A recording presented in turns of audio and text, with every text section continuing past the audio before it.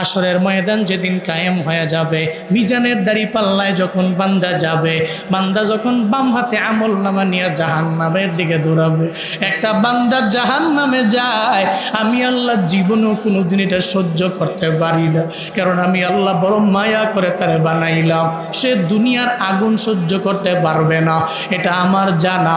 তাহলে জাহান্নামের আগুন সহ্য কেমনে করবে আমি আল্লাহ তাও জানা আছে। আমার বান্দা পারবে না, আমি তখন জিজ্ঞাসা করব কই যাও? কই আল্লাহ আমার বাম হাতে আমল নামা, গজবের ফিরিস্তারা আমার জাহান্নামের দিকে নিয়ে যায়। আল্লাহ তখন বলবে, ও বান্দা তুই দাঁড়াও, কই যাও? জাহান্নামে যাওয়ার আগে আমল নামাটা আমার হাতে দাও। আমল নামাটা হাতে নিবে, আল্লাহ নিজে দেখবে বান্দার কোনো আমলের কারণে বান্দারে জাহান্নাম থেকে ফিরাইয়া জান্নাতের মধ্যে ঢুকাইয়া দেওয়া যায় কিনা।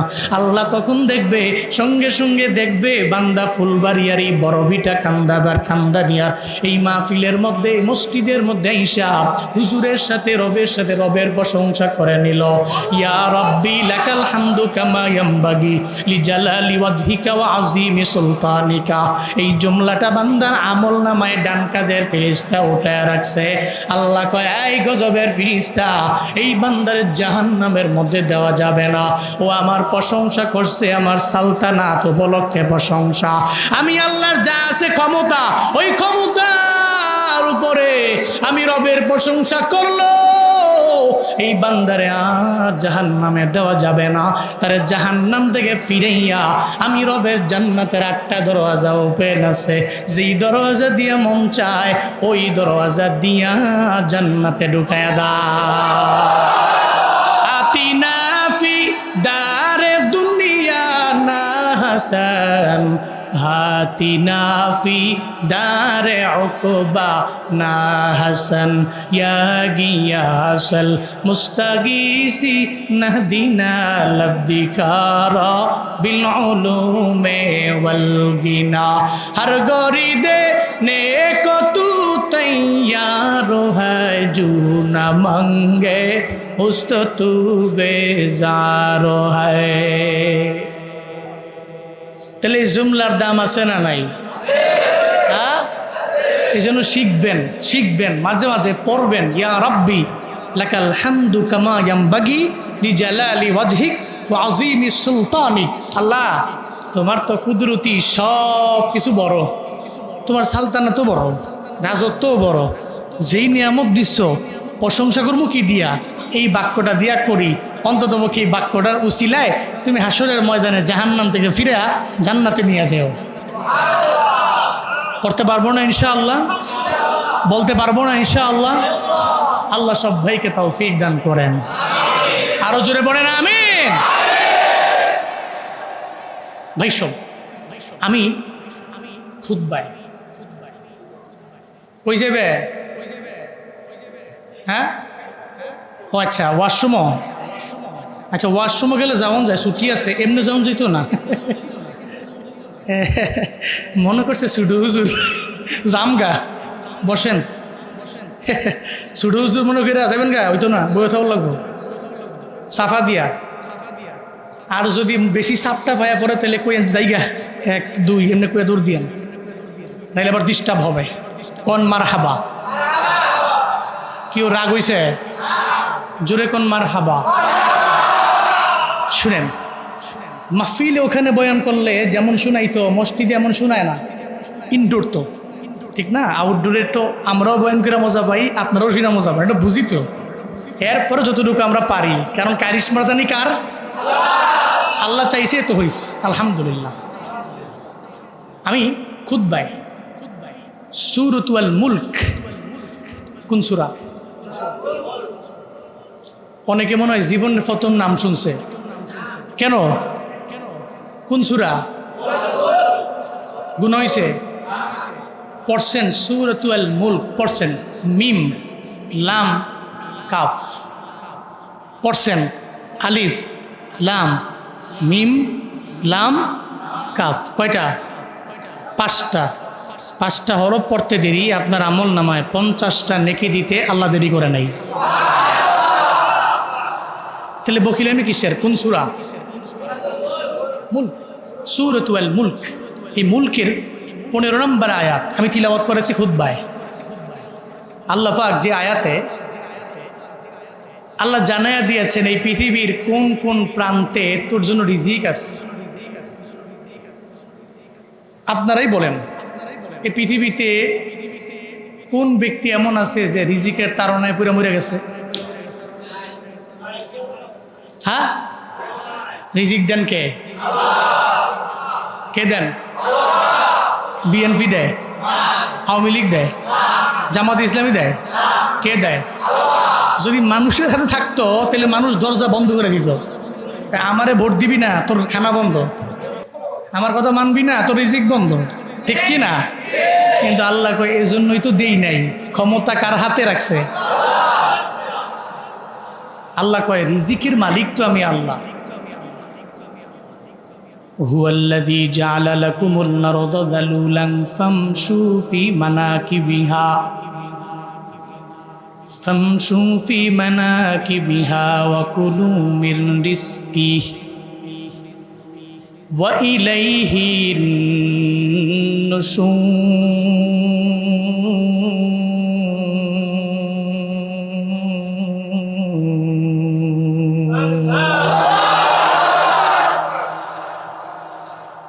আল্লাহ পাক বলেন বান্দা হুয়াল্লাযী জাআলা লাকুমুল আরদা যালুলা, আল্লাহ তো উনি যিনি তোমাদের জন্য জমিনটারে বানাইলেন, মুলায়েম বানাইলেন, মুলায়েম বানাইলেন, নরম বানাইলেন। এই জমিনের মধ্যে যা আছে সব আমার আল্লাহ দিলেন। জমিনের মধ্যে জমিনটারে আমার আল্লাহ এমন উর্বর বানাইলেন বান্দার জন্য। তুই যা লাগাও তা হয়। আমি আল্লাহ সব তোর জন্য বানাইলাম। জমিনরে আমি আল্লাহ মুলায়েম বানাইলাম। আল্লাহ কয় আল্লাহর পরিচয় হলো আল্লাহ জমিন বানাইলেন মুলায়েম, জালুলা এর মানে হলো নরম, মুলায়েম করে আমি আল্লাহ জমিন বানাইলাম। ফামশু ফি মানাকিবিহা, ও বান্দা এই জমিনের দিকে দিগন্তে বান্দা তুমি বিচরণ করো, যেখানে মন চায় সেখানেই যাও। ফামশু ফি মানাকিবিহা, জমিনের দিক দিগন্তে তুমি যাও। জমিনের ডানে যাও, বামে যাও, সামনে যাও, পেছনে যাও। এজন্যই তো দেখবেন রিজিকের টানে বাংলাদেশের পোলাডায় জায়গা সৌদি আরবে কেন যায়? রিজিকের তাড়নায় পড়েও যায়, রিজিকের তাড়নায় পড়ে যায়। আল্লাহ কয় তোর জন্য রিজিক রেখে দিলাম আমি সৌদি আরবে। শুধু তাই না রে বাবা, বাংলাদেশের ছেলে মালয়েশিয়ায় কেন? ও কেন মালয়েশিয়ায় যায়? কয় রিজিকের তাড়নায় পড়ে যায়। কারণ ওর মা বাবা ঠিকমতো চলতে পারে না, ওরা ঠিকমতো খাইতে পারে না, ওরা ঠিকমতো চলতে পারে না। এই কারণে জীবিকা নির্বাহের তাগিদেও বাংলাদেশ থেকে সৌদি আরব, বাংলাদেশ থেকে যায় ও মালয়েশিয়া, বাংলাদেশ থেকেও চলে গেল সিঙ্গাপুরে, বাংলাদেশ থেকে চলে গেল বিশ্বের বিভিন্ন কান্ট্রিতে। এই ময়মনসিংহ ফুলবাড়িয়ার ছেলেটা রিজিকের টানে দেখবেন মা বাবা পরিবার সেরা ঢাকায় থাকে, এমন কি নাই? আসেনি? চাকরি করার জন্য বিভিন্ন জায়গায় যায় কেন? রিজিকে তাড়নার প্রভাব। আল্লাহ কয় জমিন আমি বানাইলাম, এই জমিনটারে এমন মুলায়েম আমি আল্লাহ বানাইলাম। বান্দারে তুমি যেখানে মন চায় সেখানে যাও, দিকে যাও, দিগন্তে যাও। ফামশু ফি মানাকিবিহা, মানকিবুনের জমা হলো মানাকিব। মানকিবুন মানে হলো দিক। আল্লাহ কয় মানাকিবুহা, এই পুরা জগতের যত দিক আছে, দিগন্ত আছে, সব দিক দিগন্তে তুমি যাইতে পারো, রিজিকের কারণে কোনো বাধা নাই। ও বান্দা ওয়াকুলু মির রিজকি, আমি আল্লাহর পক্ষ থেকে যা রিজিক আমি তোমার জন্য রেখে দিলাম ওখান থেকে তুমি তুলে নিয়ে খাইতে পারো। মনে রাখবা তবে রিজিক যে দুই প্রকার আমি আল্লাহ জানাইয়া দিলাম। একটা ওয়ে হলো হালাল ওয়ে, আর একটা ওয়ে হলো হারাম ওয়ে। তুমি যদি মনে করো হারাম ওয়েতে অনেক কোটি কোটি টাকার মালিক হবা, আমি আল্লাহ তোমার রিজিকের মধ্যে যেই বরকতটা আমি আল্লাহ রাইখা দিয়েছিলাম ওই বরকত থাকবে না। ওই জীবনেও কোনোদিন ওই রিজিকের মধ্যে আমি আল্লাহ বরকত রাখবো না। দেখবারে বাবা, গার্মেন্টসের মালিক লক্ষ কোটি কোটি বিলিয়ন বিলিয়ন টাকার মালিক, ও জানেও না ও কত বাড়ির মালিক, ও কত গাড়ির মালিক, ওর অ্যাকাউন্ট কয়টা আছে, কত ডলার আছে ওর জানাও নাই, ধারণার বাইরে ওর অবস্থা। কিন্তু আল্লাহর ওই বান্দার ঘরের মধ্যে কোনো শান্তি নাই, আছে না নাই? আসেনি? বউ কথা শুনে না, বউরে কয় ডান দিকে যাও, ও যায় বাম দিকে। ছেলেরে বলে ছেলেরে তুই ডানে যাও, কিন্তু ডানে যায় না, ও যায় বামে। বাবার কথা শোনে না, স্বামীর কথা বউ শোনে না। এরপর দেখবেন বাবার কথা ছেলে শোনে না, বাবার কথা মেয়ে শোনে না, সন্তানাদিরা শোনে না। যার যার নিজের মতো করে রাতের বেলা রুমের মধ্যে আসে, নিজের মতো করে বউ বেড়াইবার জন্য যায়, বিভিন্ন জায়গায় ঘুরে ঘুরে বেড়ায়। ও আল্লাহর বান্দা, আল্লাহ কয়ে বান্দা আমি আল্লাহ তোর জন্য রিজিক রাখলাম দুনিয়ার সব জায়গায়, কিন্তু ওখান থেকে তুমি যদি নাও, হালাল ওয়েতে যদি নিতে পারো, আমি আল্লাহ তোমার ঘরের মধ্যে রহমত এবং বরকত দিয়া ভরপুর বানায়া দিব। রিজিক হলো দুই প্রকার, এক নম্বরে হালাল, দুই নম্বরে হারাম।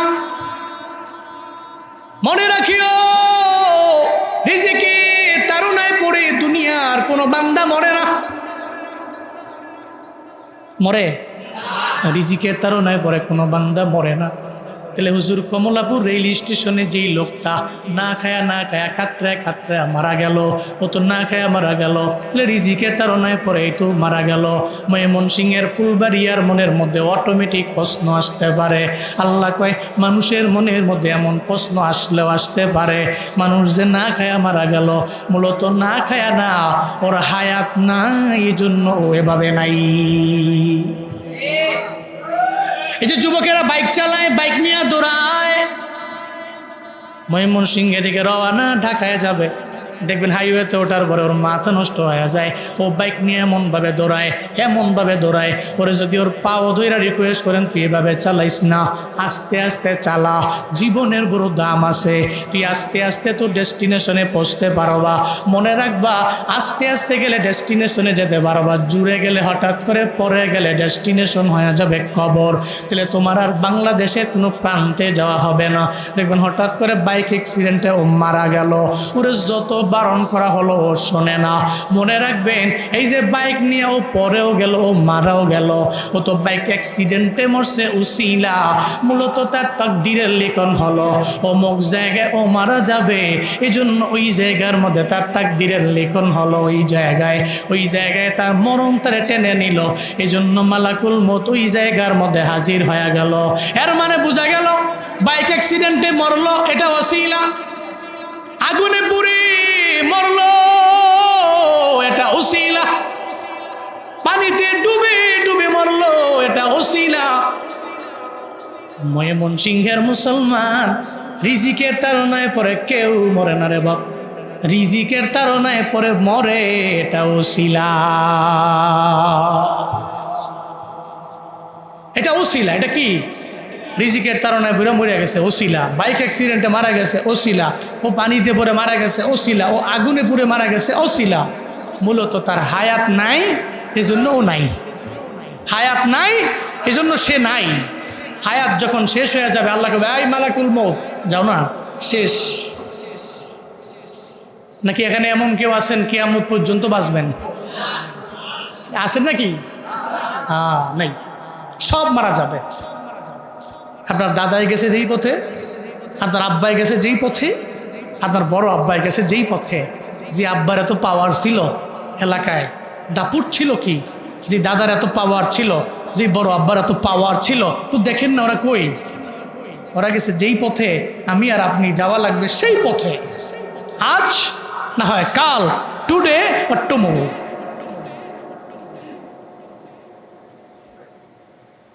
বান্দা যেখানেই যে ওখানে গেলে আমার মরণ হবে, যদি আল্লাহ লেখা রাখে ওই জায়গার মধ্যে মরণ মরাই লাগবে।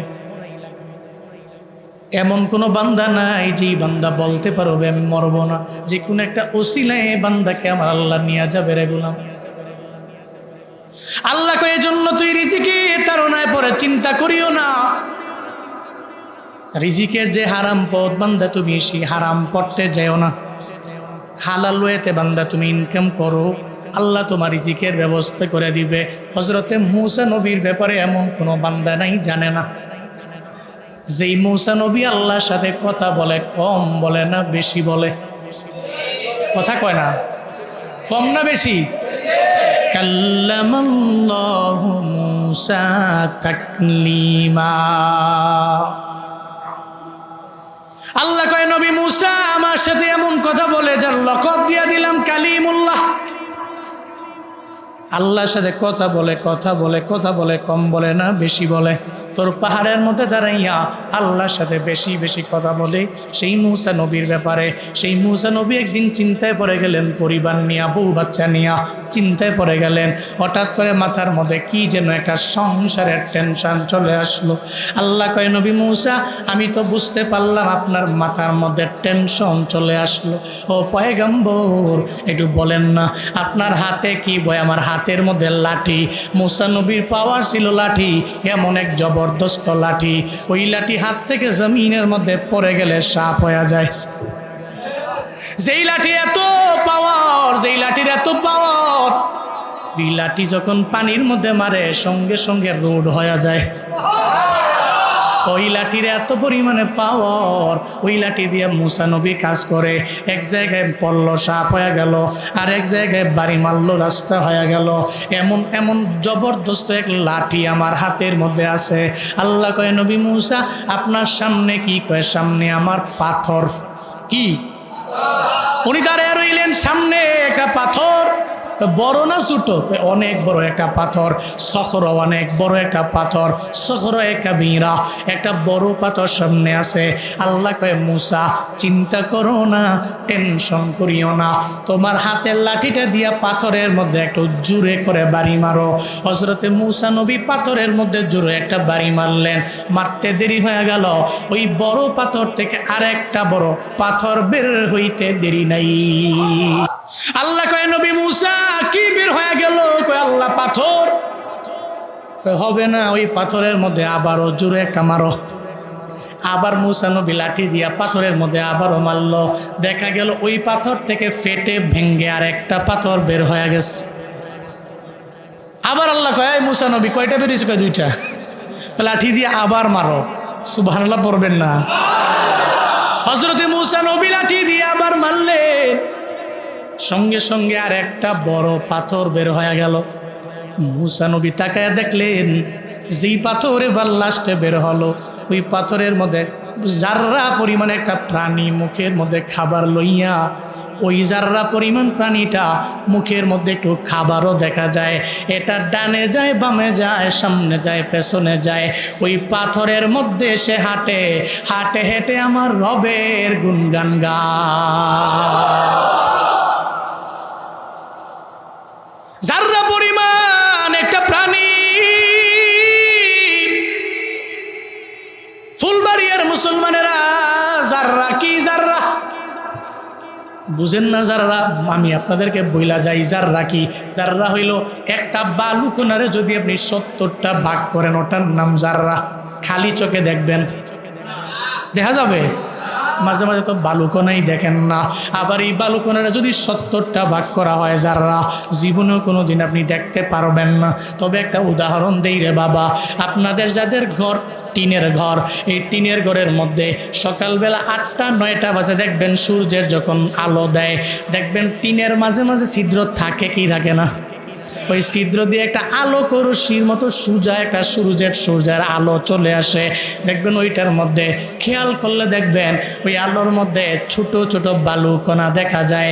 যখন আলো চলে যায়, আপনি যত পাওয়ারফুল লাইট লাগাবেন হবে না, আপনি দেখতে পাবেন না। আবার যখন দিন হবে তখন ওই আলোর মধ্যে দেখতে পারবেন। ওই অনুপরিমাণ বালু কণাগুলো এরপরে দেখা যায়। এই যে আমি বয়ান করছি, আপনাদের আশেপাশে এমন অভাব নাই, এমন বালু কণার কোনো অভাব নাই। ও আল্লাহর গোলামেরা, এটা হলো জাররা। আল্লাহ কয়, নবী মূসা তাকায়া দেখেন না, একটা জাররা পরিমাণ একটা প্রাণী। এই প্রাণীটার মুখের মধ্যে আবার খাবার, আবার কয়টা পাথরের ভিতরে। আপনি বড় পাথরের মধ্যে মারলেন, আর একটা পাথর বের হয়ে গেল। আবার পাথরের মধ্যে মারলেন, আবার আরেকটা পাথর বের হয়ে গেল। আবার মারলেন, আবার আরেকটা পাথর বের হয়ে গেল। এই পাথরের মধ্যে একটা প্রাণী, এই প্রাণীর আবার মুখের মধ্যে আবার খাবারও দেখা যায়। ওই জায়গায় কেউ দেখে না, কেউ যাইতে পারে না গো মূসা। একজনে খাওয়ায়, চিল্লা বলেন তার না। কে খাওয়ায়? হযরতে মূসা নবী চিন্তামুক্ত হলেন। আল্লাহ বললেন, ও মূসা, একটা পাথরের মধ্যে মারলেন আর একটা বের হয়ে গেল, আর একটাতে মারলেন আর একটা বের হয়ে গেল, আর একটাতে মারলেন আর একটা বের হয়ে গেল। এই পাথরের মধ্যে যেই প্রাণী আছে ওই প্রাণীর মুখের মধ্যে দেখা যায় একটা খাবার, এই খাবার নিয়ে ও দৌড়ে যায়। মুসা নবী দেখলেন কেমনে? আল্লাহ কয় মুসা নবীর ওই চোখের মধ্যে এমন পাওয়ার আমি আল্লাহ ওই সময় দিয়ে দিলাম। হযরতে মুসা নবী দেখলো কেমনে? একটা পর্যায়ে এমন একটা কান আল্লাহ মুসা নবীরে দিয়ে দিল, ওই প্রাণীটা মুখের মধ্যে খাবার নিয়ে নিয়ে নিয়ে নিয়ে এক জায়গা থেকে আরেক জায়গায় যায়, ওই পাথরের ভিতর থেকে আরেক জায়গায় যায়, আর রবের দরবারে জানায় দেয় সুবহানা মাইয়ারানি, ও আল্লাহ তুমি সেই পুতু পবিত্র রব, তুমি আমারে এই তিনটা পাথরের মধ্যে তুমি আমারে দেখতে পাও। ফুলবাড়িয়ার মানুষ বলেন না সমুদ্রের অতল গহ্বরের মধ্যে একটা প্রাণী আছে রে, ওই পানি রে আমরা খাওয়াই না, ওরে কে খাওয়ায়? চিল্লে বলেন তার না। কে খাওয়ায়? কে খাওয়ায়? আল্লাহ খাওয়ায়। ওই জঙ্গল, ওই যে বিশাল সমুদ্রের গহ্বরের মধ্যে ছোট্ট এক প্রাণী, ওরে কে খাওয়ায়? পাথর একটা মারছে বের হইছে, আবার মারছে বের হইছে, আবার মারছে বের হইছে, এই চারটা পাথরের ভিতরে এই প্রাণী রে কে খাওয়ায়? তো এই প্রাণী মুখের মধ্যে খাবার নেয় আর সে বলতেছে, আল্লাহ মুসা নবীর এমন কান দিয়া দিছে, মুসা নবী কান দিয়া শুনতে পাচ্ছে, সে বলতেছে ইয়া আল্লাহ সুবহানা মাইয়ারানি, আল্লাহ তুমি এমন পুতু পবিত্র রব, তুমি চার পাথরের ভিতরেও আমাকে দেখতে পাও। ও আল্লাহ তুমি এত পুতু পবিত্র রব, ওয়াসমাউ কালামি, তুমি শুধুমাত্র আমারে দেখো না, আমার কথাগুলো তুমি শুনতে পাও। শুধু দেখে না, কি করে? শুধু দেখে, কইতাছে সুবহানা মাইয়ারানি, হে রব তুমি আমার এই পাথরের ভিতরে দেখতে পাও। শুধু দেখতে পাও না, ওয়াসমাউ কালামি, তুমি আমার সমস্ত কথাগুলো শুনতে পাও। এরপরে ওয়া আরাফু মাকানি, তুমি আমার স্থান সম্পর্কে জানো, আমি কই আছি। সুবহানাল্লাহ কয় না? ওয়ার জুকুনি, তুমি আমার রিজিক দাও। ওয়াসকুরুনি, তুমি তো আমাকে স্মরণ করো। সুবহানাল্লাহ পড়ে না? কে কয়? আরে কে বলে? কে বলে? বুঝেন নাই? আরে প্রাণী বলে, প্রাণী প্রাণী। মুসা নবী শুনতেছে, প্রাণী কয় তুমি আমারে দেহ, আমার কথা শুনো। আল্লাহ তুমি আমার স্থান সম্পর্কে, আমার জায়গা সম্পর্কে, আমার অ্যাড্রেস, আমার ঠিকানা তুমি জানো। এমন কি আল্লাহ তুমি আমারে রিজিক দাও। আল্লাহ তুমি আমারে স্মরণ করো, ওলা ইয়ানসানি, তুমি আমারে ভুইলাও যাও না। সুবহানাল্লাহ পড়বেন না? একটা পাথর ভাঙ্গা হলো, পাথর থেকে আর একটা পাথর চলে আসলো, আবার ভাঙ্গা হলো, পাথর চলে আসলো, আবার ভাঙ্গা হলো, পাথর চলে আসলো। চারটা পাথরের ভিতরে একটা প্রাণী দেখা গেল, ওই প্রাণীর মুখের মধ্যে আবার খাবারও দেখা যায়। ওই প্রাণীটা জানে দিল, আল্লাহ গো তুমি আমারে দেখো, তুমি আমার কথা শোনো, তুমি আমারে খাওয়াও। যখন আমি তোমারে স্মরণ করি তুমি আমারে স্মরণ করো, তুমি আমারে ভুইলা যাও নাই। ও আল্লাহ তুমি যেহেতু ভুলো নাই, আমি জানি তুমি আমারে ভুইলা যাইবাও না। হাই ফুলবাড়িয়ার মুসলমানেরা আমায় বলেন না, একটা ছোট্ট প্রাণীরে যদি আমার আল্লাহ খাওয়াইতে পারে ওই চার পাথরের ভিতরে, ওই প্রাণীর চাইতেও তো আমাদের দাম বেশি। আমরা তো মাখলুকতের মধ্যে অনেক পরিমাণে আমরা সেরা, তাহলে আমগরে কি আমার আল্লাহ খাওয়াইতে পারে না? ওয়ামা মিন দাব্বাতিন ফিল আরদি ইল্লা আলাল্লাহি রিজকুহা ওয়া ইয়ালামু মুস্তাকাররাহা ওয়া মুস্তাওদাহা কুল্লুম ফি কিতাবিম মুবিন।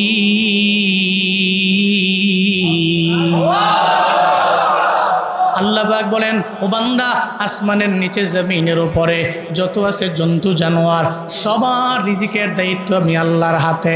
মদিনাওয়ালা নবী বয়ান করতেন মসজিদের নববীর মধ্যে, সামনে সাহাবায়ে কেরাম বসা, হঠাৎ করে এদের মাঝে একটা চিন্তার ছাপ চলে আসলো। মায়ার নবী কয়, এই সাহাবায়ে কেরামেরা, চিন্তা কেন করো, টেনশন কেন করো? আমি বুঝছি তোমরা রিজিকের তাড়নায় পরে চিন্তার মধ্যে পড়ে গেল। আমায় বলো না, রবের উপরে কেন তোমরা তাওয়াক্কুল করো না? আল্লাহর উপরে ভরসা করে বান্দা তোমরা চলো না? নবী সাহাবায়ে কেরামের বয়ান করে। আমার মায়ার নবী বলেন, চড়ুই পাখির দিকে তাকায়া দেখ, একটা চড়ুই পাখি সকালবেলা বের হয়ে গেল। একটা পাখি যে বের হইয়াও দিনের বেলা ঘুরলো, এখানে যায় ওখানে যায়, এখানে যায় ওখানে যায়, দেখবেন সন্ধ্যা হয়ে গেলে আবার সে তার ঘরের মধ্যে ফিরে আসে। ঘরের মধ্যে তার ছানাও আছে। ও যে গেল, পেটের মধ্যে কোনো খাবার নাই সকালবেলা, সন্ধ্যাবেলা তার পেট ভর্তি করেও বাসার মধ্যে চলে গেল, আবার ছানার জন্য খাবারও নিয়ে যে গেল। আপনারা বলেন না, কয়দিন ওই পাখিরে আপনারা খাওয়াইছেন? কয়দিন? আপনার এলাকার বড় এক শিল্পপতি কয়দিন এটা পাখিরে ডাইকা ডাইকা তার দরওয়াজার সামনে না খাওয়াইছে? খাওয়ায় না কোনো শিল্পপতি, এদের খাওয়ায় না কোনো ব্যক্তি, এদের খাওয়ায় না কোনো মানুষ, এদের খাওয়ায় না। তাইলে একজনে খাওয়ায়, চিন্তা বলেন তার না। একটা পাখিরে যদি আমার মাওলা খাওয়াইতে পারি, এই পাখির চাইতে কি আশরাফুল মাখলুকাতের দাম কম? তাহলে আমগো দাম যদি বেশি হয়, আমার আল্লাহ কেন খাওয়াইতে পারবে না? আল্লাহ কেন খাওয়াইতে পারবে না? এই জন্য রিজিকের ব্যাপারে কোনো চিন্তা নাই, কোনো টেনশন নাই। অনেকে মনে করতে পারে হুজুর বানায় কোনো লাভ নাই, এই মাদ্রাসায় দিয়ে কোনো লাভ নাই, ও পাগড়ি নিয়ে হাফেজ হইয়া আলেম হইয়া বেতন পাবে কম, চলবে অনেক কষ্টে, ওরে মাদ্রাসায় দিয়ে কোনো লাভ নাই। মনে রাখবেন রে বাবা, রিজিকের দায়িত্বভার তো আপনার হাতের মধ্যে না। আপনার ছেলে দুনিয়া আইল, ও রিজিকের ব্যবস্থা কার হাতে? কার হাতে? আপনার কোনো চিন্তা নাই। আপনি একটু মাদ্রাসায় পড়ান, এই মাদ্রাসার মধ্যে পড়াইয়া আপনি আপনার হকটা আদায় করে দেন রে বাবা, ও হাফেজ হয়ে যাবে, ও আলেম হয়ে যাবে। এই যে আজকে এই মানুষগুলো বড় গর্বিত, এদের ঘরের মধ্যে খাইয়া, অথবা এদের অনেক সন্তান আছে, এদের সন্তানেরা মাদ্রাসায় পড়ে পাগড়ি নিয়ে নিল, 30 পারা কোরআনের সিনের মধ্যে ঢুকাইল। এদের রিজিকের ব্যবস্থা তো আমার আল্লাহর হাতে আছে। ও মাদ্রাসায় পড়লে খাইতে পারবে না, চলতে পারবে না এমন না। মনে রাখবেন রে বাবা, হয়তো দুনিয়াতে আপনার এই ছেলে, আপনার নাতিটা লক্ষ লক্ষ টাকা আপনার হাতের মধ্যে নিয়ে উঠে দিতে পারবে না। আপনি যেদিন কবরে যাবেন, ওই কবরে যাওয়ার আগে যখন আপনি শুয়ে দিবে আপনার ঘরের মধ্যে, আপনি তখন একা হয়ে যাবেন। দেখবেন আপনার ডানেও কেউ নাই, আপনার বামেও কেউ নাই, আপনার মাথা বরাবর কেউ নাই, আপনার পায়ের বরাবর কেউ নাই।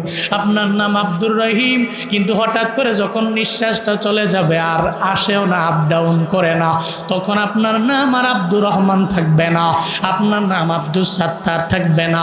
আপনাকে কেউ বলবে না ও বড় পাওয়ারওয়ালা, বলবে লাশটারে নামাও, এই লাশটারে এবার উঠায়া দাও, একটা পালকির মধ্যে উঠায়া দাও। নবীজি বলছে তারে খুব বেশি জমিনের মধ্যে রাখা যাবে না, 3.5 হাত মাটির কবরের মধ্যে তারে শুয়াইয়া দাও। মনে রাখবেন রে বাবা, সবাই আপনারে ভুলে যাবে, সব আপনারে একা রেখে রেখে যখন চলে যাবে। একটা ছেলেরা যদি আপনি মাদ্রাসায় পড়াইতে পারেন, ওর সিনার মধ্যে যদি 30 পারা কোরআনটায় ঢুকাইয়া ও যদি চলতে পারে, দেখবেন আপনার ডানে বামে গিয়ে ও দাঁড়াইয়া যাবে, ও পড়বে তাবারাকাল্লাযী বিয়াদিহিল মুলকু ওয়া হুয়া আলা কুল্লি শাইইন কাদির। চিল্লায়ে পড়েন আল্লাহু আকবার। দেখবেন আপনার ডানে কোরআন তিলাওয়াতের আওয়াজ, আপনার বামে আওয়াজ, আপনার সামনে আওয়াজ, আপনার পেছনে আওয়াজ। একটা পর্যায়ে আপনিও কালেমা পরে পরে পরে পরে বিদায় নিবেন রে বাপ। মনে রাখবেন এই মাদ্রাসায় পড়াইলে লস নাই, এই মাদ্রাসায় পড়াইলে লাভ আছে। লাভটা যদিও দুনিয়াতে না, আখিরাতের লাইনে এমন লাভ রে বাবা। এই যে গত চার বছর আগে আমার প্রোগ্রাম ছিল কুড়িগ্রামে। আমি প্রায় জায়গায় গেলে এটা কেন বলি, আব্বা আম্মারে ইন্সপায়ার করার জন্য বলি। মাদ্রাসার মধ্যে আমি গেলাম, ওখানে যাওয়ার পরে ওই মাদ্রাসার মধ্যে পাগড়ি যে দেশকে ঘুরাইলাম দেখছেন না, তুলাবে এলমেন দিকদের মাথার মধ্যে আমি পাগড়িও ঘুরাইলাম। 5 জনের মাথায় পাগড়ি দিব, সবার পরে আমার বয়ান। আমি বললাম 5 জনের মাথায় পাগড়ি দেওয়ার পরে আমার বয়ান শুরু হবে। কয় হুজুর ঠিক আছে। তখন একটা পর্যায়ে সভাপতি মাইকটা হাতের মধ্যে নিয়ে বলতে লাগলো, হুজুর 5 জনের মাথায় পাগড়ি দিবেন, এর মাঝে 5 নাম্বার যেই ছেলেটার নাম বলা হবে একটু তোর মাথায় হাত বুলাইয়া তার জন্য একটু দোয়া করে দিবেন। আল্লাহ যাতে তারে বড় আলেম বানা দেয়, আল্লাহ যাতে এই দুনিয়াতে বড় ভালো জায়গায় তারে নিয়ে যায় আমার আল্লাহ। আমি অবাক হয়ে গেলাম, একটা ছেলের বেলায় কিছু বলল না, এই ছেলের বেলায় কেন আমায় বললো? আমি চিন্তা করতে লাগলাম, আর মাথার মধ্যে পাগড়ি দিতে লাগলাম। যখন 1 নম্বরে ছেলে আসলো পাগড়ি দিলাম, 2 নম্বরে আইলো দিয়ে দিলাম, 3 নম্বরে নাম ঘোষণা করা হলো দিয়ে দিলাম, 4 নম্বরে আইলো নাম ঘোষণা করলো দিয়ে দিলাম, 5 নম্বরে যেই ছেলেটা আইলো আমি দেখি তার মুখের মধ্যে কোনো হাসি নাই। কেন যেন তার মুখের মধ্যে হাসি দেখা যায় না। আমি তার মাথার মধ্যে পাগড়ি ঘুরাইলাম আর তার কানে কানে জিজ্ঞাসা করলাম, আজকে এমন একটা মহান দিন তোমার জন্য রে বাবা, এই এলাকার সমস্ত মানুষগুলো তোমার দিকে তাকায় আছে, এই পাগড়ি তোমার জান্নাতে নিয়ে যাবে। বলো না তুমি কেন, তোমার মন খারাপ আমায় বলো না। সঙ্গে সঙ্গেও চোখ দিয়ে গড়ে পানি পড়ে। হুজুর আমি মাথার মধ্যে আমরা পাগড়ি দিয়ে দেন, আমার সব বন্ধুরা এরা ছুটি দিয়ে দিলে বাড়ির মধ্যে যাইতো, এদের মায়েরে গেলে পাইতো, এদের মা এদের জন্য মজা নিয়ে আইতো। আমার কপাল বুঝিয়ে তো খারাপ, আমি চাইলেও আজকে পাগড়ি মাথায় নিয়ে আমি বাড়ি যেতে পারবো না। আমি আমার মায়ের বুকের মধ্যে গিয়ে আমার মাথাটা লাগাইতে পারবো না। আমি আমার মায়ের থেকে দোয়া নিতে পারবো না। আমার মাথায় পাগড়ি দেখাবো আমি কার কাছে গিয়া? আমার মা তো দুনিয়া থেকে বিদায় নিয়ে চলে গেলেন আরো বহু বছর আগে। হুজুর আমি চাইলেও আমি মায়ের আদরও পাই না। এই জন্য সারাদিন লাগাইয়া আমি চেষ্টা করলাম মুখের মধ্যে হাসি আনার জন্য, কিন্তু আমি পারি না, কারণ আমার মা বিদায় নিয়ে চলে গেল। এই ময়দানে যেই মানুষগুলো আছে রে, এই মানুষগুলোর মা যারা নাই এরা বোঝে মায়ের কি পরিমাণের দাম। এরা খাইতে গেলে ভালো খাবার খাইতে পারে না। মায়ের কথা যখন মনে পড়ে যায় এরা তখন চোখের পানি ফালায়া কান্দে। শুধু তাই না, ঈদের দিনে দেখবি একটা মুরব্বী সেমাই খায় না। কেন খায় না? যে নাতিরে কয়, নাতিরে আমি কেন খাই না জানো নি, আমার মা দুনিয়ায় ছিল না, আমার যেহেতু মা নাই। একটা সময় আমি বড় গরিব ছিলাম, আমার মা গরিব ছিল, এরা অসহায় ছিল, এ কারণে আমার মা বাবা একদম সেমাই কিনা পর্যন্ত খাইতে পারে না। আজকে আমার ছেলেও আছে, আমার বের আছে, সব আমার কাছে এই না টাকা দেয়, আমি সেমাই কিনা আনতে পারি, কিন্তু আমার জনম দুঃখিনী মাটারে আমি পাশে বসে আমি খাইতে পারি না। এই মুরব্বীদের ঈদের দিনটাও মাটি। কেন মাটি? কয় আমার মা নাই, আমার বাবাও নাই। এরা মা বাবার নাম দইরা কান্না করে। ও বান্দারা, একটা 70 বছরের মুরব্বীও দেখবেন চোখের পানি ফালাইয়া, দেখবেন মায়ের জন্য বাবার জন্য কান্দে। চায়ের দোকানে গেলে চা খায় না, বিভিন্ন জায়গায় গেলে মন মরা। যখনই মায়ের কথা শুনে চোখের পানি ফালায় কান্দে। ওই জনম দক্ষিণী মার কথা মনে পড়ে যায়, বাবার কথা মনে পড়ে যায়। দেখবেন ও চাও খায় না, আরাম মতো কোনো খাবারও খাইতে পারে না। একটা মুরব্বী হইয়া যদি তার মাকে হারাইয়া এমন কাঁদতে পারে, একটা ছোট্ট বাচ্চা মাদ্রাসার মধ্যে পাগড়ি নিয়ে নিল, 30 পারা কোরআন সিনার মধ্যে ঢুকাইল, ও কেন ওর মায়ের মিস করবে না? ও কেন তার মায়ের জন্য কাঁদবে না? আমি বললাম, এই ছেলে তুমি তোমার মায়ের কথা এত মনে পড়ে কেন? হুজুর আমি যখন দুনিয়া আসলাম আমার বাবা আমারে আমার কাছে ওসিয়ত করছে, তোর মা আমারে, তুই যখন গর্বে ছিলে তোর মা আমারে জানিয়ে দিয়ে গেছে, আল্লাহ যদি আমার একটা ছেলে দেয়, ওই ছেলেটারে মাদ্রাসায় পড়ে 30 পারা কোরআনের হাফেজ আপনি বানায় ফেলবেন। হুজুর গো আজকে আমি 30 পারা কোরআনের হাফেজ হয়ে গেলাম, কিন্তু আমার মায়ের কথা তো মনে পড়ে গেল। আমার মা এত গর্বে নিয়ে অনেক চিন্তা করলো, আমার মা এত অনেক টেনশনে ছিল, আমি হাফেজ আলেম হই কি হই নাই চিন্তায় ছিল, কিন্তু আজকে তো আমি হয়ে গেলাম, কিন্তু আমার কপাল বুঝি এত খারাপ, আমি চাইলেও আমার মায়ের এই কথা জানাইতে পারবো না। আপনার বয়ানের শেষে আমার সঙ্গে যাবেন, আমার মায়ের মাকবারার পাশে গিয়ে দাঁড়াইবেন, ওই মায়ের জন্য একটু রবের দরবারে আপনি দোয়া করে দিবেন। আমি বললাম অসুবিধা নাই। আমি বয়ান শেষ করলাম, ও আমার সঙ্গে করে লইয়া মায়ের মাকবারার সামনে গিয়া দাঁড়াইল। ওখানে গেলাম, সূরা ফাতিহা ইখলাস তাকাসসুর পড়লাম। একটা পর্যায়ে আমি বললাম, তোমার মায়ের জন্য আমি দোয়া করব না, মায়ের সন্তান তুমি, এই মায়ের গর্ভের মধ্যে তুমি ছিলা, এই মা তোমার জন্য কষ্ট করল, বালতি বড় রক্ত মা তোমার জন্য জড়াইল, তুমি তোমার মায়ের জন্য রবের দরবারে দোয়া করে দাও। ছোট্ট পোলাটা 30 পারা কোরআন সিনার মধ্যে লইয়া, মাথার মধ্যে পাগড়িও ঘুরাইয়া আল্লাহর দরবারে আবদার জানায়, আল্লাহ গো আমার মা আমার গর্ভের মধ্যে নিল, এখন তো নাই, মা দুনিয়া থেকে বিদায় নিয়ে চইলা গেল। ও আল্লাহ, আমার মা এখন কবরে একা, আমার মায়ের কবরে যদি জাহান্নামের গর্ত হয়, আমার মায়ের কবরে যদি তুমি সাপ দিয়া থাকো, এই সন্তান হইয়া সিনার মধ্যে 30 পারা কোরআনটা লইয়া মুসাফির হুজুরটা লইয়া তোমার কাছে আমি আবদার জানাই গো আল্লাহ, আমার মায়ের কবরটারে তুমি জান্নাত বানায় দাও। ফুলবাড়িয়ার মুসলমান, আমার কাছে ওই সময় মনে হয়েছে, আমার কাছে মনে হয়েছে ওই ছেলেটা চোখের পানি ফালায় যে রবের দরবারে আবদার জানাইল, আবার সিনার মধ্যে 30 পারা কোরআন নিয়ে নিল, আবার মাথার মধ্যে পাগড়িও বেচানো, এই যে মায়ের জন্য দোয়া করলো, মায়ের কবর যদি জাহান্নামের গর্ত হয়ে থাকে, সন্তানের দোয়ার বদৌলতে জাহান্নাম নাই, ওই কবরের মধ্যে আর আগুনও নাই, আল্লাহ কবরটারে সঙ্গে সঙ্গে জান্নাতের বাগানে পরিণত করে দিয়েছে। এটা আমার কাছে মনে হয়েছে ইম্পসিবল কিছু না।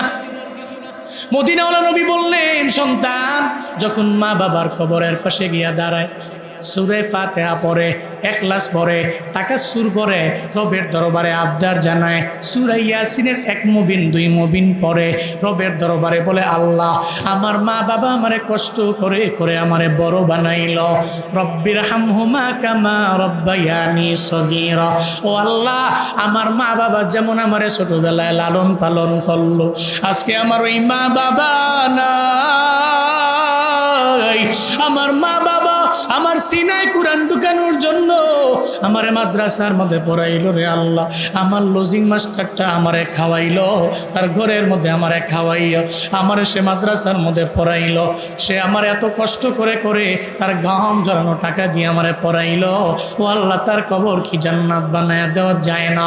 মনে রাখবেন, এই হাফেজে কোরআন যদি মন থেকে আপনার জন্য কবরের পাশে গিয়া দাঁড়াইয়া একটু যদি আবদার জানাইতে পারে, আমার কাছে মনে হয় কবরটা জাহান্নাম থাকতে পারে না, আমার আল্লাহ জান্নাত বানায় দিতে পারে। কবর জান্নাত হতে পারে আপনার জন্য, ওর দোয়ায় কবর জান্নাত হতে পারে। আমার দিল বাড়ি খাইছে, ওদিন ও চোখের পানি ফেলায় যে মায়ের জন্য কাঁদছে, তার মায়ের কবর জান্নাত হয়েছে, আমার দিল আমারে বলছে। তাহলে দুনিয়াতে আপনি পাইলেন না, কিন্তু কবরে গিয়া পাইলেন। এই মিয়া, কবরে গিয়া পাইলেন ওর দোয়া। আপনার কবরে জাহান্নামের ফেরেশতা তো প্রতিদিন আসে। একদিন হঠাৎ করে দেখলেন কবরের মধ্যে জাহান্নামের আযাবের ফেরেশতা নাই। আপনি অবাক হয়ে গেলেন, কিরে কবরের মধ্যে আর আযাবের ফেরেশতা কেন আয় না? আমারে কেন চাপ দেয় না? আমার উপরে কেন শাস্তি দেয় না? কেন কেন কেন আমারে শাস্তি দেয় না? জাহান্নামের ফেরেশতা বলবে, ছেলে একটা রাইখাইছিলা, ওই ছেলেটা তোমার কবরের পাশে দাঁড়াইয়া তোমার জন্য কি জানি বলে রে, কি জানি বলে রে। এই জন্য বলার পরে আল্লাহ কইছে, এই বান্দার কবরের মধ্যে আর আযাব দেওয়া যায় না, আযাব দেওয়া যায় না, জান্নাত থেকে বিছানা নিয়ে যাও। বিছানা নিয়া আমার বান্দার কবরের মধ্যে জান্নাতি বিছানা বিছায়া দাও, চিল্লায়া পড়া যাবে কি মারহাবা। ওর কবর রাজা বন্ধ হয়ে গেছে, অবাক হয়ে গেছে। কেন? ছেলে একটা রাইখাইছিল, ছেলে একটা নাতি রাইখাইছিল না, ও তো মাদ্রাসায় পড়তো। ও আয়া তোমার কবরে বসে দাঁড়াইছে, তোমার জন্য কাঁদছে, রবের কাছে বলছে, আল্লাহ উনি আমারে বহু কষ্ট করে পড়াইছে, একটু কবরটারে জান্নাত বানাও না। ওই যে বলছে না, আল্লাহর কাছে বড্ড পছন্দ হয়ে গেছে। আল্লাহ কইছে, হ্যাঁ আযাবের ফেরেশতা, এর আর শাস্তি দিও না, এর কবরটাতে জান্নাতের নূর দিয়া ভরপুর করে দাও, ওর কবরের সাথে জান্নাতের কানেকশন লাগায় দাও। পড়েন আল্লাহু আকবার। এই জন্য আপনার টেনশন করার দরকার নাই তো। আপনি চিন্তা করেন কেন? রিজিক তো কার হাতে? আল্লাহর হাতে, আল্লাহর হাতে। রিজিকের তাড়নায় পরে দুনিয়াতে কোনো বান্দা মরে না। মরে? জীবনে কোনোদিন মরেও নাই, মরে না, জীবনে কোনোদিন মরবেও না। আল্লাহ কয়, গোলাম আমি আল্লাহ রিজিক দিলাম, জীবনে কোনোদিন তুই মরবি না, তবে আমি আল্লাহ রিজিক পাইয়া একটু হালাল ওয়াতে পেয়ে একটু দান করা লাগবে রে বান্দা। দারুল উলুম দেওবন্দের কথা আপনারা শুনছেননি? ভারতের দারুল উলুম দেওবন্দ বড় এক মাদ্রাসা। দারুল উলুম দেওবন্দের পাশে একটা বাজার ছিল, বাজার। ওই বাজারের মধ্যে একজন ব্যক্তি ছিল, তার নাম ছিল শাহজি আব্দুল্লাহ। শাহজি আব্দুল্লাহর কাজ ছিল ঘাস বিক্রি করে করে কোন রকম জিন্দেগি চালানো। কি বিক্রি করা? এখনো বাংলাদেশে বিভিন্ন জায়গায় আছে, গরুর জন্য, ছাগলের জন্য ঘাস বিক্রি করে। কি বিক্রি? ঘাস বিক্রি। তো শাহজি আব্দুল্লাহ ঘাস ঘাস ঘাস বিক্রি করে। এই ঘাস শাহজি আব্দুল্লাহ প্রতিদিন নিয়ে যাইতো বাজারে গিয়ে বিক্রি করত। বিক্রি করত 6 টাকা। চিল্লা বলেন কয় টাকা? আপনারা কি আসেননি না গেছেন গা? হ্যাঁ, ঘুমাইতেছে? কোন সুবহানাল্লাহ, পড়েন আলহামদুলিল্লাহ, জোরে পড়েন আল্লাহু আকবার। সুবহানাল্লাহ ওয়ালহামদুলিল্লাহ। সবাই সুবহানাল্লাহ ওয়ালহামদুলিল্লাহ, সবাই সুবহানাল্লাহ ওয়াল।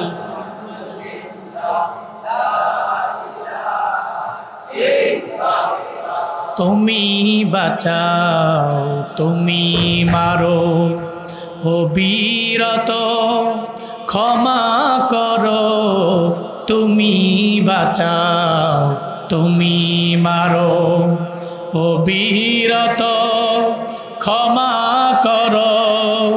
ধরার যেই জন তাকেই ধরো, ধরার যেই জন তাকেই ধরো। তোমার মুঠোয় সবই আল্লাহ। সুবহানাল্লাহ লা ইলাহা। সবাই লা ইলাহা। তোমার রিজিক খেয়ে পরে অবাধ্য হই কেমন করে। তোমার রিজিক খেয়ে পরে অবাধ্য কেমন করে। খুঁজে না পাই কোনো ভাষা, খুঁজে না পাই শুকর গুজার তোমার আল্লাহ।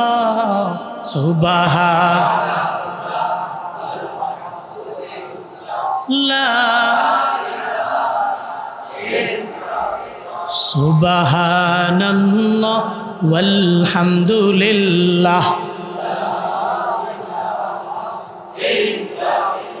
সুবহানাল্লাহ ওয়ালহামদুলিল্লাহ লা ইলাহা পড়েন মারহাবা, পড়েন মাশাআল্লাহ।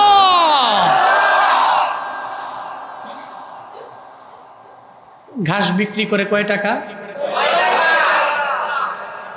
অ্যাক্টিভ, ওকে। তাহলে বয়ান চলবে না থেমে যাবো? এটা তাকবীরের আওয়াজ দিয়ে দেহান্ত চলবে কি চলবে না? লিল্লাহে তাকবীর, লিল্লাহে তাকবীর, লিল্লাহে তাকবীর।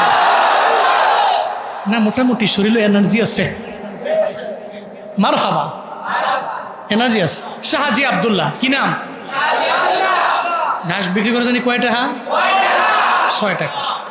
6 টাকা বিক্রি করে ভাগ করে 3টা। কয়টা? আমি কিন্তু পরে জিগামু না কইতারলে আয়া মাইকও কই তৈব, পরে কিন্তু শরম পেয়ে যাবেন গা। 3টা ভাগ করে কয়টা? 3টা।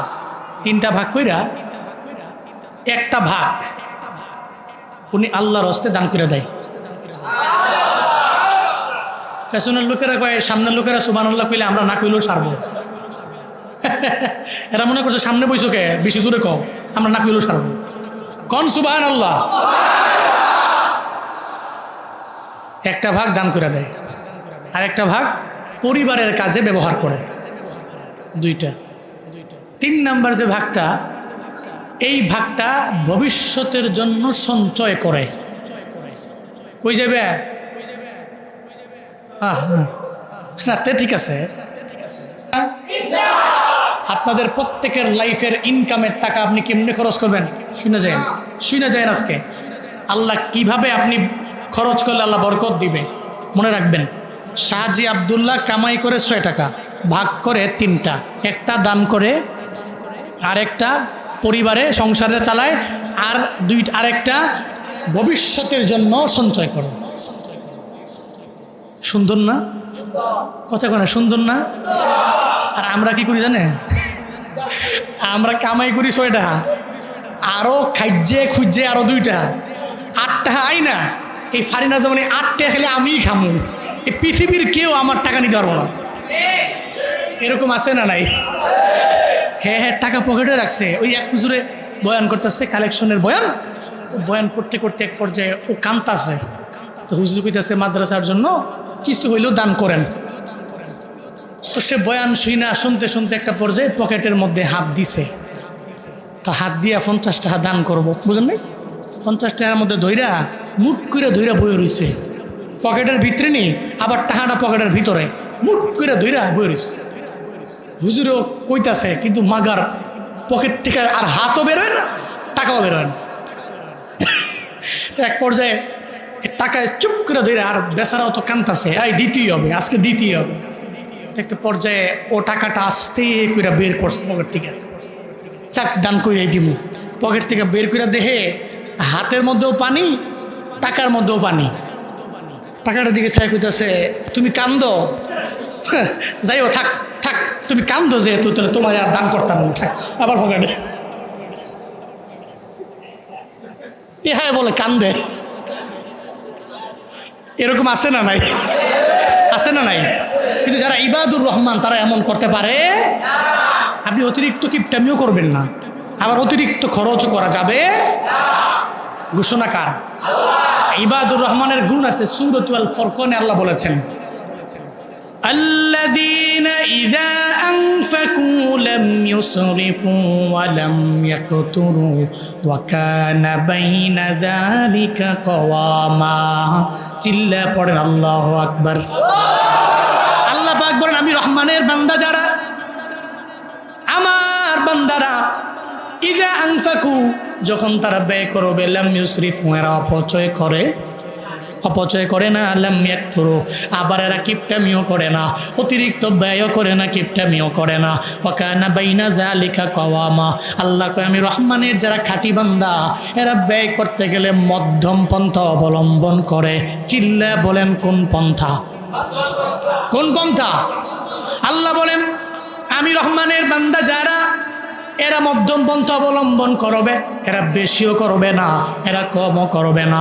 আল্লাহকে এরা কমও করে না, বেশিও করে না, কিপটামিও করে না, অনেক বেশিও ব্যয়বহুল খরচও করে না। ঘোষণা যেহেতু আল্লাহ দিয়ে দিলেন, এর মানে আল্লাহ যা রিজিক দিয়েছেন ওই রিজিক থেকে মাঝে মাঝে দানও করা লাগবে, সাদাকাও করা লাগবে। একটা ভিখারি যদি চোখের পানি ফেলে আপনার সামনে এসে হাত বাড়ায় দেয়, আল্লাহ কারীম আমার 1 টাকা ভিক্ষা দাও, এটা বলার পরে ফিরে দিবেন না, ধমক দিবেন না, রে বাবা আপনার পকেটে নাই, বলবেন আল্লাহ কেউ আসতে আমারে মাফ কইরা দাও, কিন্তু ধমক দিয়ে তারে দিবেন না।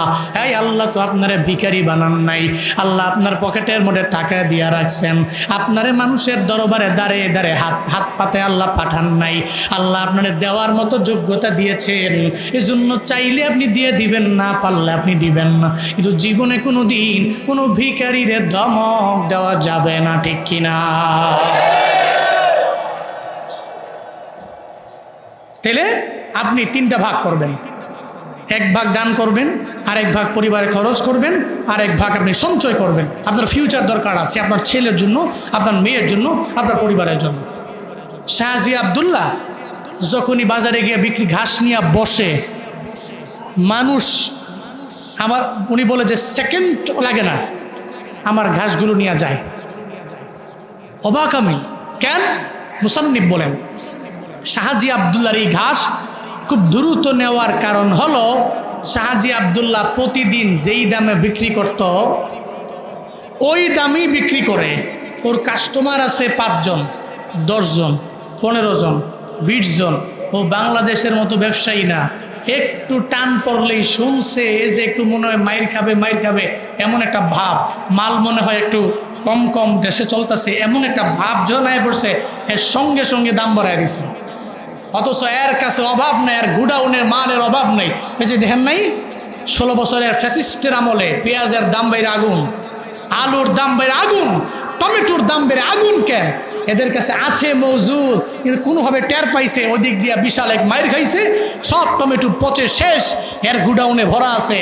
হ্যাঁ, যদিও কিনা থাকে অল্প টাকায়, কিন্তু বিক্রি করছে অনেক টাকায়। এরকম হঠাৎ করে মানুষেরকে মাইনকা চিবায় ফালাইয়া ও বহু টাকা মানুষের কাছ থেকে আত্মসাৎ করে এমন ব্যক্তি আছে না নাই? এমন বিজনেসম্যান আমার দেশে আছে না নাই? যারা গরিবের পেটে লাথি মারে, গরিবের দিকে যারা তাকায় না, এই সমস্ত ব্যক্তিগুলো এই সমাজে আছে। কিন্তু শাহজি আব্দুল্লাহ এমন না, ওনার কাস্টমার আছে 15 জন, কিন্তু উনি 6 টাকায় সুবহানাল্লাহ পড়বেন না। এই জন্যই মানুষ ওনার ঘাস নেওয়ার জন্য ব্যাকুল হয়ে যাইত। উনি ঘাসের জুমটা যখনই আনতো সঙ্গে সঙ্গে নিয়ে চইলা যাইত। উনিও 6 টাকা বিক্রি করলেন। আবার পুরা বছরের মধ্যে একদিন নিজের ঘরের মধ্যে এই দারুল উলুম দেওবন্দের সমস্ত আসাতিজে কেরামদের দাওয়াত দিতেন, ঘরের মধ্যে আইনা খাওয়াইতেন। আপনাদের এলাকায় বুঝি এমন নাই? আছে না? ঘরের মধ্যে দাওয়াত দেয়, মাদ্রাসার হুজুরদের দাওয়াত, তুলাবাদের দাওয়াত, দেখবেন দাওয়াত দিয়া ঘরের মধ্যে নিয়ে যায়, আসাতিজায়ে কেরামদের নিয়ে যায়, তুলাবায়ে ইলমের দ্বীনদেরকে নিয়ে যায়, ঘরের মধ্যে নিয়ে দাওয়াত খাওয়ায়। মাঝে মাঝে আল্লাহ যদি কোনো আশা পূরণ করে দেয়, সঙ্গে সঙ্গে দেখবেন শুকরিয়া তান মানুষের দাওয়াত কইরা খাওয়ায়। এটাই তো নিয়ম। শাহজি আব্দুল্লাহ উনি পুরা বছরের মধ্যে লাগাইয়া একটা দিনের বেলা খাওয়াইতো দারুল উলুম দেওবন্দের সমস্ত আসাতিজায়ে কেরাম। ওই দেওবন্দের একজন ওস্তাদ উনি জানায়া দেয়, আমরা তার ঘরের মধ্যে দাওয়াতের জন্য পুরা বছরের মধ্যে আমরা বসে থাকতাম। কেন বসে থাকতাম? কারণ হলো শাহজি আব্দুল্লাহর ঘরে আমরা যদি এক বেলা দাওয়াত খাইয়া আসতাম, আমাদের টানা 40 দিন নামাজের মজা লাগতো, রোজার মজা লাগতো, আমলের মজা লাগতো, কুরআন তিলাওয়াতের মজা লাগতো। তার ঘরের খানার এত পাওয়ার, হালালের বরকতের কারণে 40 দিন টানা আমরা কোনো গুনার দিকে যেতাম না। চিল্লায়া পড়া যাবে কি সুবহানাল্লাহ? আল্লামা ইয়াকুব নানু তুমি বলেন, আমি তার ঘরের মধ্যে গেছি আর এক বেলা খাবার খাইছি। টানা 40 দিন আমি গুনার দিকে আমি গেলাম না, আমার একটা নামাজও কাজা হয় নাই, আমি রোজার মজা পেলাম, আমি আমলের মজা পেলাম, আমি শুধু আমল করতে আমার মন চাই এমন অবস্থা আমার হয়ে গেল। এর মানে কেন হয়ে গেল জানোনি? এটা হলো হালাল খাবারের প্রভাব। ইয়াকুব নানতুবি বলেন, আরেকদিন আমার আরেক ব্যক্তি দাওয়াত দেয়, আমি তার বাড়ি যাই। ওর বাড়িতে যাওয়ার পরে যখন আমার খাবার দেওয়া হলো, আমি প্লেট নিয়ে বসলাম। এক লোকমা খাবার আমি আমার মুখের মধ্যে দিয়ে দিলাম। মুখের মধ্যে যাওয়ার পরে আমার মনে হইল এই খাবারের মধ্যে হারাম আছে। জালা রবের অলি রে, রবের বন্ধু যারা, আল্লাহ চায় না তার পেটের মধ্যে কোনো হারাম খাবার যাক, আল্লাহ চায় না তার রক্তগুলো হারাম হয়ে যাক, আল্লাহ চায় না। আল্লাহ ইলহাম জারি করে বান্দারে জানায়া দিল, ইয়াকুব নানতুবি রে, এই যে খাবারটা খাও এটা হারাম, এটা খাওয়া যাবে না, এটা খাওয়া যাবে না, মুখ থেকে ফালায়া দাও। কারণ ওলি যারা এরা বন্ধু বলেন চিল্লাকা, আউলিয়ারা কারে উকুবা এখতিয়ার, জাহেলারা কারে দুনিয়া এখতিয়ার।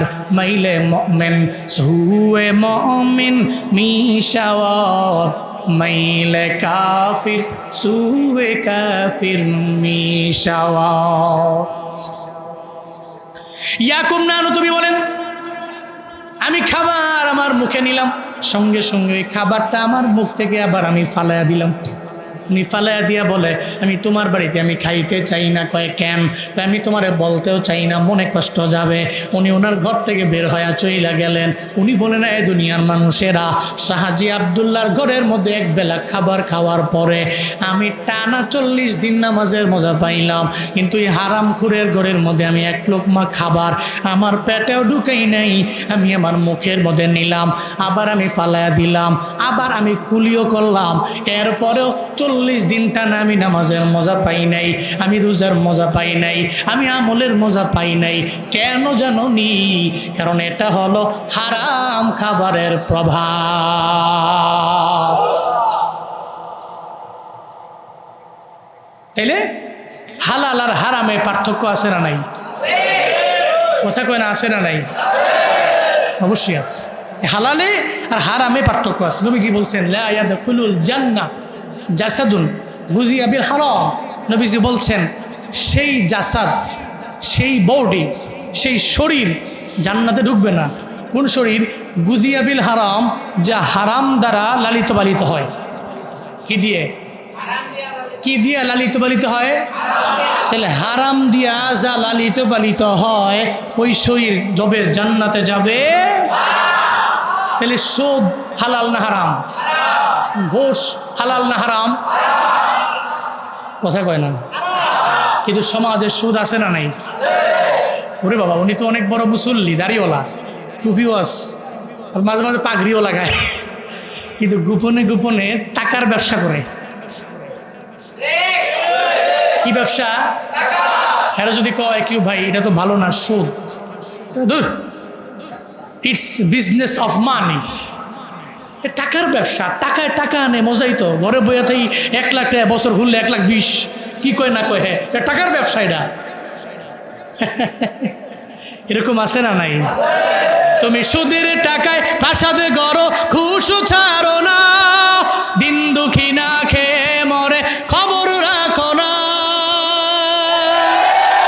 তুমি ঘুষ খেয়ে বিচার করো সাজিয়া প্রধান, তুমি কেমন মুসলমান, তুমি কেমন মুসলমান, কেমন মুসলমান তুমি বলেন, কেমন মুসলমান তুমি? তুমি রমজান এলে রাখো না রোজা, দিন কি করো আঘাত, পয়সা করির নেই তো অভাব, দাও না তো যাকাত।